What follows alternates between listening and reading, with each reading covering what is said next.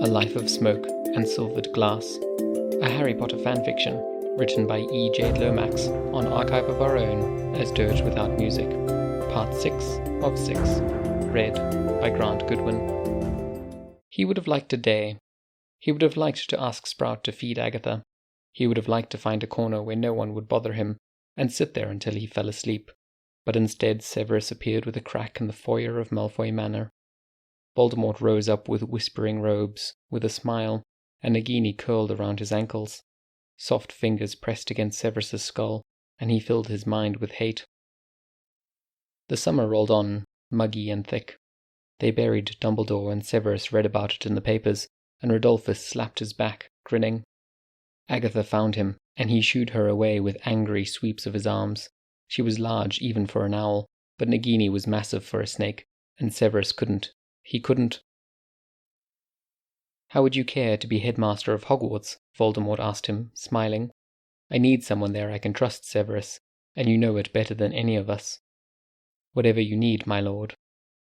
Harry and his friends didn't return to Hogwarts. Alecto Carrow took over as Muggle Studies teacher, and the old professor writhed over Voldemort's dinner table. The first blows fell in Hogwarts hallways. Neville Longbottom of all people. Of course Neville, of all people. Getting between Amicus and a second year, and Severus watched. In defense class, students practiced curses on each other under Amicus's eye, and Parvati's fists were small and taut in her robes. She and Lavender paired off with Crabbe and Goyle, so no one else would have to. Anthony Goldstein hid out in the library and tried to invent untraceable shielding charms to give to the youngest students, and Severus watched. The littlest Weasley, the Lovegood girl, and Neville tried to steal Gryffindor's sword from the headmaster's office. Alecto rose up to her full height, hissing threats, and Severus stepped in and gave the kids detention out in the forest with Hagrid, as though it was a punishment. Harry, Granger, and Weasley stole the locket Horcrux, and Severus fell asleep with his feet up on Albus's old desk, and woke up only when his chair unbalanced and threw him to the floor. McGonagall watched him balefully across the Great Hall table, and Flitwick wouldn't speak to him, but Sprout stomped into his office and left mud all over the carpet. "I know you're scared of him," Sprout said, and he could see her trying to be compassionate with it. "But how can you let them do this?" "Please, Professor," Severus said, because there were only so many moments of his life he could hide from Voldemort's eyes, because in the end what did the opinion of one old woman really matter? "If you would see yourself out." "I expected better of you," she said. "And I apologize for that," said Severus. She hid them out in her greenhouses, he knew. First years she thought were too fragile, or children who were painting bullseyes on their backs. Sprout took them out there for quiet afternoons of peace, breaths in the middle of drowning, and some she just never sent back. She knew every hillock and tree of the Hogwarts grounds. Some she had made herself, and she hid the children there who she thought needed it. First years disappeared into Sprout's hedges. Susan Bones and Hannah Abbott vanished into the Hogwarts walls, sharing warm foxholes with Neville, Weasley, and Lovegood, who'd already gone. Neville had stood on the Gryffindor table before he left, and shook the Great Hall with a voice as big as Alice's, and Severus sat alone in the headmaster's office, and talked to the portraits of dead witches and wizards, like they knew anything about what he was supposed to do. Sue Lee brewed up Polyjuice Potion in the girls' bathroom, with ingredients stolen from Severus's old stores. Astoria Greengrass giggled at Amicus's jokes, and cried appealingly, and stole hairs and fingernail clippings to sneak back to Lee. Antony hid out in the forest, scarring the trees and trying to invent untraceable counter-curses, shields that snapped back, and Severus misplaced some of his old notes into Antony's book bag. Lee Jordan's radio whispered through the dorms and hallways and courtyards of the castle. Seamus Finnegan didn't sleep through the nights anymore, going over maps in the Room of Requirement, and Severus sent his Patronus to guide Harry to Gryffindor's true sword, drowned in a frozen pond. They called Weasley, Lovegood, and Longbottom generals. They called Amicus and Alecto dumb and dumber, and Severus didn't listen to what they called him, because he had earned it. This was victory. This was what he had. They found the cup, the locket. They had killed the diary already, and the ring. The diadem was waiting at Hogwarts, the snake at Voldemort's feet, and Harry didn't know, even now, what he was carrying in his chest. Severus had thought Granger might guess about the 8th Horcrux, but she didn't. He wasn't sure what she would have done with that knowledge. Contingency plans, flight, denial, a knife in a boy's sleeping bag. Or maybe she had guessed and just decided to do nothing. Maybe she was waiting. The castle rose up against the invaders. McGonagall banished Severus from the Great Hall, like she'd been dreaming of doing every Halloween for 16 years. Hogwarts rose up, and Severus, fleeing out the Great Hall's wide windows, thought, good. People turned to Neville, listened when he spoke, nodded and gripped his hand. Severus had been watching the boy become a lodestone all year. Fred Weasley died mid-laugh, and Severus, dragging his robes through the mud on his way to the willow, didn't know. Nymphadora Tonks went down on damp stone, her hair fading back to a plain mousy brown, and Severus would never know. Minerva had banished him, and Voldemort had called him, and so Severus was going. He was a dark shape moving through pale weeds, and everyone thought they knew him. Flitwick thought, good riddance, and Harry thought about Albus begging on the tower, and Sprout thought he was scared. Voldemort thought he had a right to the power of the Elder Wand, but Severus had nothing. I'm sorry, Severus, Voldemort said out in the shack. Harry was listening from the shadows. Harry had run. Harry was trying to figure out what to do next, and Voldemort didn't know, but Severus did. You have been nothing but loyal, but only one of us can live forever. And Severus wanted to tell him, you want the one who defeated Dumbledore? Look for the child in your flinching shadow, because I killed him empty-handed. I was a mercy. Severus wanted to scream at him. What do you know of loyalty? What do you know of living? He has her eyes. He's going to kill himself at your hands, because I'm going to tell him he must, because it will save everyone he loves. What have you ever been, Tom, that could compare to that? Do you know what I have done for them? Do you know what I have been? I would have died for them. I have been dying for them. And he did. It was a selfishness, but when Severus pulled wisps of memory into the air, he gave Harry more than the last of Dumbledore's battle plan. Harry needed to know that he had a piece of Tom Riddle living in him, and that it had to die, but he also needed to know that he had some of Lily alive in him, and James, and that they had lived, and lived. Severus's chest was turning to static under the weight of it all. Go, he told Harry. He was gasping on the floor of the shack, and Harry was staring at him. The blood, the greasy hair falling over his eyes, his shaking hands. Had Harry ever seen someone die before? Of course he had. Please, Severus said, and he didn't know if these were even words anymore. Please, listen. Harry left, and then the room was empty, except for darkness, and dust, and him. He's alive, Severus told himself. His ears were turning to static, his eyes. Not for long, though, something whispered. He's alive, he told himself, and that means making choices, and that means dying, sometimes. He hurt, an ache spiraling outwards from the wound. He was cold. He's alive. He has her eyes. He has her heart. And yes, that means he won't live long, but he's alive. We made it here, all the way to the end. The room was getting darker. Severus let his head fall back, his breath rattling in his chest. He didn't even manage to outlive you. I'm sorry, Lily. I would have saved him, if I could have. I would have made it turn out different, if I could, but I didn't have any way out, and so we're here. But I think you would have been so proud of him. The poison sank into his veins. The cold didn't leave. Severus died alone, in pain, and in that moment no one mourned him, not even himself. But his memories did not die with him. Harry walked back down the tunnel that he had raced down once in desperation, after Ron and an emblem of death, that Severus had once walked in quiet rage.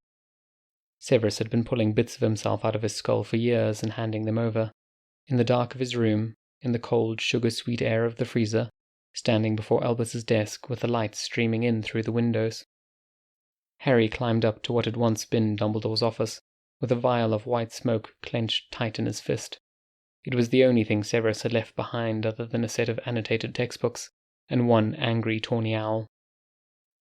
Harry poured it out into the silver bowl of the pensieve, and leaned forward until he felt like he was falling. Everything was static, and then he hit ground. Harry had been here before. He was kneeling in green grass with his father laughing and bruises blooming. He spat out the bile on his tongue, and he would never be able to swallow that back down. That's a reason to hate him, Harry thought down to his balled fists, their ink stains and the way they lacked his scars. Not a reason to hate me. The grass was green and the sky blue, and Lily was running across the quad with her long hair flying, and Harry started to rise up. Yellow and white lace curtains flapped in the window of a kitchen Harry had never known. A woman with greying yellow hair muttered at the to-do list inked onto her palm until she spotted him hovering there. "Oh, honey, you scared me. Lily should be back from flute practice in a sec." She leaned her weight on the counter. Her nails had been painted magenta with an unsteady hand, but she smiled at him, and Harry recognized his own nose on her face. "You want a sandwich, kiddo? I swear you're all bones." "I'm looking for an answer," said Harry, while his grandmother made him a ham sandwich and cut off the crusts because Severus had always hated crusts. "I need to know what to do next. You promised you'd tell me." Green flames roared through a small house, blackening timbers, withering curtains, crumpling wallpaper. Harry could hear it, but he couldn't feel the heat, just his hand wrapped tight around a wand. "What is this?" said Harry. "Is this the last war?" He turned round, and there were hoods all around him, like in the graveyard, in the astronomy tower, and the house was burning. "What would you have done?" asked a whisper. "What will you do?" "You do not have to know. You do not have to know. You just have to die." Severus was screaming in Albus's office about raising a child like a pig for slaughter, but Albus's voice was the loudest thing there. It shook the earth and filled the air, and weighed Harry down with the sunlight coming through the windows. "You must understand," Albus said, and part of Harry was screaming at the sound. It sank like lead to pool in his toes. It shook the rafters. When he killed Lily and James, he made another Horcrux. "Getting his ass kicked by Lily Evans," said Severus, and Harry stood there in a library that had saved his life over and over, and he looked at his mother's face. He was 11 and losing nights and nights of sleep, staring at an enchanted mirror. He was 13 and poring over Hagrid's photo album. People were telling him, again and again, "You have your mother's eyes." Lily scowled at him, cross-legged on the table, and her gangly elbows on her knees. Severus said, "It'd be an honor, and you know it." The door to the Godric's Hollow house hung open. Smoke rose. Half the roof was missing, and Harry stood there in the shadow of it, looking up. "You were here," he said, but Severus was gone, into the house, vanishing. Harry pulled himself through the open door.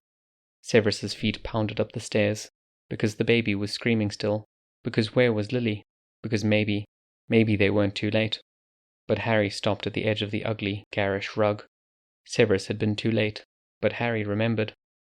"Lily, he's here. Take Harry and go." There was a rag-doll rabbit strewn on the floor. James was strewn on the floor, his mess of hair falling out from under his green knit cap. Harry stood there, counting years, counting stitches, trying not to cry, and thought, "He's Fred's age." He took the stairs one at a time. He and Hermione had come here, but with 17 years of weather written to the walls. He touched the wallpaper, and the tips of his fingers drifted through it, leaving white wisps curling behind him. He reached the top of the stairs, and the wind blew him away.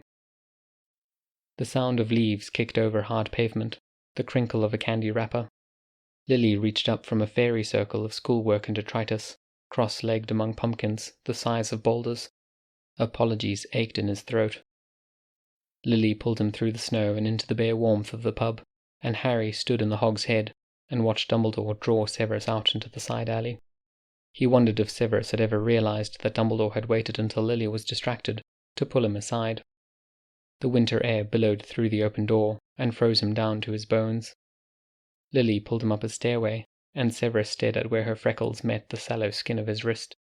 "She sounds different when she's not on the other end of a radio," thought Severus.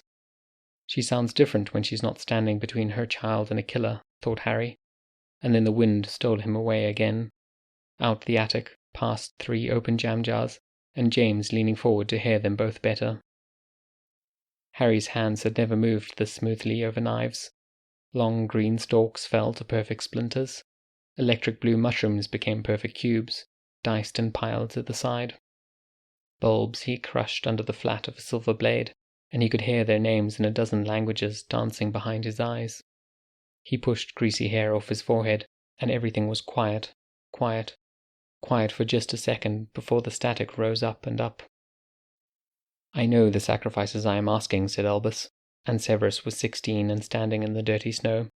He didn't scream at the old man, "But you don't, you don't, you don't. I will do it, but you do not know." "Oh, honey, eat another sandwich, would you?" said Mrs. Evans, and the yellow and white curtains were burning. They had never burnt, but they were burning. They had boarded up the house, and Lily had buried her mother without him.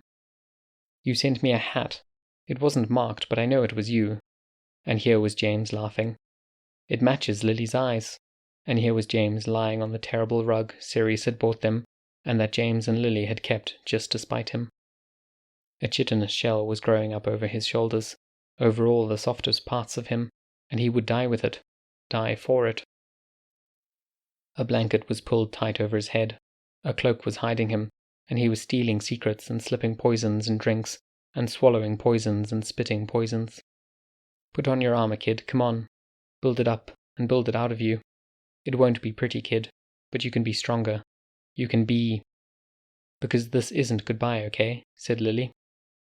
"Not just for her. Not her. Not her, no. I would have died for her. I would have died. You can't, okay? You can't, Lily." The sound of leaves kicked over hard pavement, the crinkle of a candy wrapper, the hiss of empty airwaves. A girl sat on schoolhouse steps, under a slate sky, offering half a candy bar. She was 7, and Harry felt too small in his oversized sweater, felt at home in the careless mending over his knees. A bird shrieked from the maple tree. He had a pebble in his shoe, but Lily was smiling at him with a chocolate smudge over the freckles on her thumb. He sat down and ate the candy in slow, careful bites, while she told him how, one day, Toonie was going to grow up and save the world. There was a boy lying on a bed, staring up at a mouldy ceiling, listening to the static of empty airwaves. He did not die there. He went on. He dragged memories from his head and marrow from his bones, and the shaking from his hands. There was a half-blood boy in an ugly home, hungry, listening to his father snore on the couch. There was a half-blood boy who sat invisible on his aunt's kitchen counter in the summer midnights of his 2nd and 3rd and 4th and 5th years of school, and ate Nutella straight from the jar. There was a half-blood boy in clothes too large for him. There was a boy walking the halls of Hogwarts while someone hissed at him from the crowd. There was a boy in love with a girl who talked with her hands. There was a boy weighing the words on his tongue. Severus was taking James's hand in a buried tunnel. Severus was storming down the same tunnel, squeezed with rage, certain with it, ready. You promised. You were supposed to keep her safe. Severus was overhearing a prophecy, and he didn't realize. He didn't realize. Lily was washing dishes and flicking soapsuds at him. Lily was running too fast across a green field. Tom Riddle had his fingers wrapped tight around Severus's wrist, his wand dragging down his forearm. James sat in an attic, waiting for Severus to find his words. Lily had leaves in her small freckled palms, trying to turn them to flowers. Severus had Harry heavy on his chest in a broken, open bedroom, and the wind was stealing the words from his mouth. Hey, kiddo. It's okay. I got you. Lily, I got him." Harry was walking the memories of a man he'd thought had hated him, and Lily was on the other end of a radio, laughing, whispering, her belly and her ankles swollen. "I want you to be his godfather, on my side." "There will come a time," said Albus, and it shook the walls, it rattled the windows, it brought down the rafters. "There will come a time," said Albus, "when you have to make a choice between what is right and what is easy." And Harry turned on his heel and walked down the long, empty corridor. Albus's voice followed him. "Remember." "Please," said Severus. "Listen." Harry opened his eyes in Albus's old office, in the middle of war. The carpet was rough under his knees. The day was ending, and nothing was pouring through the high windows but dusk. He was 17 years old. He didn't want to die, but what had wanting to do with any of this? Everything. Wanting had everything to do with it. It was every reason he had. Harry wanted to never see Molly cry over anything the way she'd wept over Fred's body. He wanted Hermione to have long afternoons to curl up in an armchair, in the sun, with a stack of light reading, and Crookshanks purring in her lap, like he could bring the house down. He wanted to wipe the bags from under Luna's eyes, and take her out in her most paint-splattered overalls, and find her a field of wildflowers and the best brushes money could buy. He wanted to always be around for Ron to come back to, proud and clever, and too quick to catch himself. He wanted to lose at chess at Molly's big kitchen table, and he wanted to see Ron touch Hermione's shoulder thoughtlessly, warmly, in a tiny, terrible flat, and he wanted to watch Hermione kill every poor plant they tried to keep in pots on the windowsill. He wanted to go to sleep at night with Ginny breathing in the dark beside him, and he wanted to come home at night to an accidentally empty larder and eat hasty takeout while she waved her chopsticks around and told him about every stupid thing she'd seen that day, and everything wonderful too. He wanted to tease her when she wore 3 years of Christmas sweaters in winter and still had icicle hands, and he wanted her to be alive. He wanted all of them to be alive. Harry would think, as he walked out to the forest, there is a difference between being dragged into the stadium to die and walking with your head held high. Dumbledore knew that, and my parents knew that, and I do too. Severus would have said it differently, but Harry didn't know that. He would never know that. There is a difference between dying and dying for something. The trees in the forest were old and alive under the billowing wind. In their shadows, Severus had failed all his life to invent anything kind, but he had died for this. Harry would live, but he didn't know that. He walked out into the forest with nothing but a stone and a stick of wood, and all the ghosts who loved him at his sides. He was 17. Harry died in forest mulch, and he rose up in a Hogwarts courtyard, and he killed Tom Riddle. He didn't have enough hate in him, but he didn't need it. He found Ron in the crowd, lanky and freckled, a dirt smudge on his nose. He found Hermione, bushy-haired and teary and blazing. He found Ginny, and she grabbed his hands and laughed, and crushed him in a hug, and the last of the static faded from his ears. The war was over. The war was won. When Harry had stood in the clean, white place that had looked like King's Cross Station, he had wondered. In the years to come, the long years, the warm years, he thought about Ginny on the battlefield, with her red hair like a war banner, thought about Hermione, who never left, and Ron, who always came back. And he wondered if Severus had stood in a place like that, in his last moments. He wondered if he had had a choice. Harry wondered if anyone had taken Severus's hand and told him he could go. He could get on a train and just go, and that there would be people waiting at the end of the journey who loved him. Epilogue, 7 years later. James Sirius was asleep on Ginny's chest, her freckled hand cupped around his small dark head. "If it's a girl, we're naming her after Luna," said Ginny. "Godmother, namesake, and role model?" said Harry. "That's a lot of pressure, and Luna's so tiny." "Tiny and terrible," said Ginny, with eyes half closed. "Conqueror of worlds, dreamer of dreams, shaker-up of stagnation. She's my favourite. I'm not sure how you can possibly compete, Potter." "My rakish good looks." "Nope," she said. "My rakish charms," he said. "What charms? Where are you getting this impression that you're rakish? You wear Mum's sweaters unironically." "They look good on me." "Shush, shush," said Ginny.